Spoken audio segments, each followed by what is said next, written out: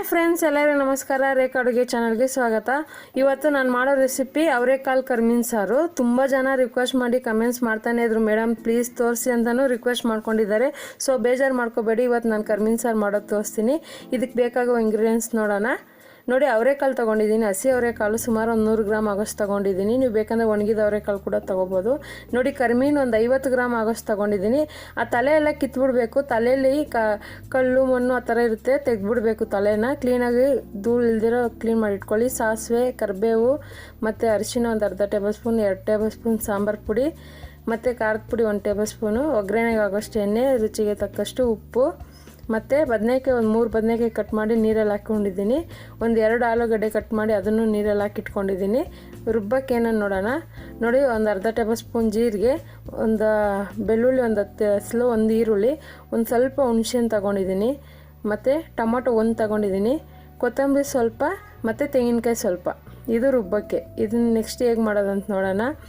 ನೋಡಿ, ಒಂದು ಪಾತ್ರೆ ಇಟ್ಕೊಂಡಿದ್ದೀನಿ. ಅಗಲವಾಗಿರೋ ಪಾತ್ರೆಯಲ್ಲಿ ನಮ್ಮ ಸಾಂಬಾರಿಗೆ ಎಷ್ಟು ಬೇಕೋ ಅಷ್ಟು ನೀರು ಹಾಕ್ಕೊಳ್ಳಿ. ಸುಮಾರು ಜಾಸ್ತಿ ನೀರು ಏನು ಹಾಕಕ್ಕೆ ಹೋಗ್ಬೇಡಿ, ತೀರ ತೆಳ್ಳಗೆ ಮಾಡಬಾರ್ದು, ಸ್ವಲ್ಪ ಗಟ್ಟಿಗೆ ಮಾಡಬೇಕು ಸಾಂಬಾರು. ಈಗ ಅವರೆಕಾಯಿ ಜೊತೆನೂ ಆಲೂಗಡ್ಡೆನೂ ಹಾಕ್ತಾಯಿದ್ದೀನಿ. ಈ ಥರ ಆಲೂಗಡ್ಡೆ ಅವರೆಕಾಯಿ ಎರಡು ಒಂದೇ ಸಮ ಬೇಗನೆ ಬೇಯುತ್ತೆ. ಇದನ್ನು ಬೇಯಕ್ಕೆ ಇಟ್ಬಿಟ್ಟು ನೆಕ್ಸ್ಟು ಕರಿಮೀನ ಹುರ್ಕೊಳ್ಳೋಣ. ನೋಡಿ, ಒಂದು ಬಾಣಲಿ ಇಟ್ಕೊಂಡು ಕರಿಮೀನು ಹುರಿತಾ ಇದ್ದೀನಿ. ನೀವು ಕೇಳ್ಬೋದು, ಮೇಡಮ್ ಈ ಥರ ನಾವೆಲ್ಲ ಕರಿಮೀನು ಹುರಿದ್ರೆ ಸ್ಮೆಲ್ ಬರುತ್ತೆ ಮನೆಯಲ್ಲ ಅಂದರೆ ಇಷ್ಟ ಇಲ್ಲ ಅಂದರೆ ನೀವು ಬೇಕಂದರೆ ಬಿಸಿನೀರಲ್ಲಿ ಹಾಗೆ ವಾಶ್ ಮಾಡಿ ಒಂದು 2 ಸರಿ ಬಿಸಿನೀರಲ್ಲಿ ವಾಶ್ ಮಾಡಿ ಕೂಡ ಇಟ್ಕೋಬೋದು. ಸೊ ಹುರಿದ್ರೇ ನಮಗೆ ಹಳ್ಳಿ ಫ್ಲೇವರ್ ಸಿಗೋದು. ಹಳ್ಳಿಗಳಲ್ಲಿ ಇದೇ ರೀತಿ ಹುರಿದ್ಬಿಟ್ಟು ಮಾಡೋದು. ಈಗ ಚೆನ್ನಾಗಿ ಹುರಿದ್ಮೇಲೆ ಅದಕ್ಕೆ ನೀರು ಹಾಕಿ ಚೆನ್ನಾಗಿ ಜಾಲಿಸ್ಬೇಕಾಗುತ್ತೆ. ಯಾಕಂದರೆ ಚಿಕ್ಕ ಚಿಕ್ಕ ಮೀನಲ್ಲೇ ಜಾಸ್ತಿ ಕಲ್ಲು ಮಣ್ಣು ಅದೆಲ್ಲ ಇರೋದು. ಚೆನ್ನಾಗಿ ಜಾಲಿಸ್ಬೇಕು. ಒಂದು 2-3 ಸರಿ ಜಾಲಿಸಿದ್ರೆ ಕ್ಲೀನಾಗಿ ಬೆಳ್ಳಗಾಗುತ್ತೆ. ಯಾಕಂದರೆ ನಾವು ಹುರಿದಿದ ತಕ್ಷಣ ನೀರು ಹಾಕ್ತಿರಲ್ಲ, ಸ್ವಲ್ಪ ನೀರು ಕೂಡ ಬಿಸಿಯಾಗಿ ಹೋಗುತ್ತೆ. ಅದಕ್ಕೆ ಬಿಸಿನೀರು ಬೇಕಾಗಿಲ್ಲ. ಈಗ ಖಾರ ರುಬ್ಕೊಳ್ಳೋಣ. ಖಾರ ರುಬ್ಬಕ್ಕೆ ತೆಂಗಿನಕಾಯಿ, ಕೊತ್ತಂಬರಿ, ಜೀರಿಗೆ ಇದೆಲ್ಲ ಏನೇನು ತೊಗೊಂಡಿದ್ದೀರೋ ಅದೆಲ್ಲ ರುಬ್ಕೋಬೇಕು. ಇಲ್ಲಿ ಯಾವುದೇ ರೀತಿ ಮಸಾಲೆ ಹುರಿದಿಲ್ಲ, ಎಲ್ಲ ಅದೇ ರೀತಿ ಹಸಿ ಮಸಾಲೆನೇ ಹಾಕಿ ರುಬ್ಕೊತಾ ಇದ್ದೀನಿ. ಡೈರೆಕ್ಟಾಗಿ ಇದಕ್ಕೆ ಸಾಂಬಾರು ಪುಡಿ, ಅರಿಶಿನ ಪುಡಿ, ಖಾರದ ಪುಡಿ ಎಲ್ಲ ಹಾಕೊಂಡು ರುಬ್ಕೊಳ್ಳಿ. ತುಂಬ ಸಿಂಪಲ್, ಬೇಗನೆ ಆಗುತ್ತೆ. ಈ ಅವರೆಕಾಯಿ ಸೀಸನ್ ಬಂದಾಗ ಮಾಡ್ಕೋಬೋದು. ಇಲ್ಲಾಂದರೆ ಚಳಿಗಾಲದಲ್ಲಿ, ಮಳೆಗಾಲದಲ್ಲೇ ತುಂಬ ಜಾಸ್ತಿ ಜನ ಮಾಡೋದು. ಆದ್ರೂ ಇವಾಗ ಪರವಾಗಿಲ್ಲ, ನಮ್ಗೆ ಇಷ್ಟ ಆದಾಗ ತಿನ್ಬೋದು. ಈಗ ಇದಕ್ಕೊಂದು ಸ್ವಲ್ಪ ನೀರು ಹಾಕ್ಕೊಂಡು ರುಬ್ಕೊತಾ ಇದ್ದೀನಿ. ನಮ್ಮನೇಲಿ ಜಾಸ್ತಿ ಕರಿಮೀನು ಸಾರು ನನಗೆ ತುಂಬ ಇಷ್ಟ. ನಮ್ಮನೇಲಿ ನಿಮಗೋಸ್ಕರ ಅಂದ್ಬಿಟ್ಟು ನಾನು ಸ್ವಲ್ಪ ಮಾಡಿ ತೋರಿಸ್ತಾ ಇದ್ದೀನಿ. ಈಗ ರುಬ್ಬಿದ್ದೀನಿ ನೋಡಿ ಮಸಾಲೆ. ಹೆಂಗೆ ಅಂದರೆ ಸಾಂಬಾರು ಮಾಡ್ತಾಯಿದ್ರೆ ಮನೆಯೆಲ್ಲ ಘಮ ಘಮ ಅಂತ ಇರುತ್ತೆ. ಈಗ ನೋಡಿ, ತರಕಾರಿ ಕೂಡ ಬೇಯ್ತಾ ಇದೆ ಸ್ಟವ್ ಮೇಲೆ. ಆಲ್ಮೋಸ್ಟ್ ಅವರೆಕಾಯಿ ಆಲೂಗಡ್ಡೆ ಬೆಂದಿದೆ.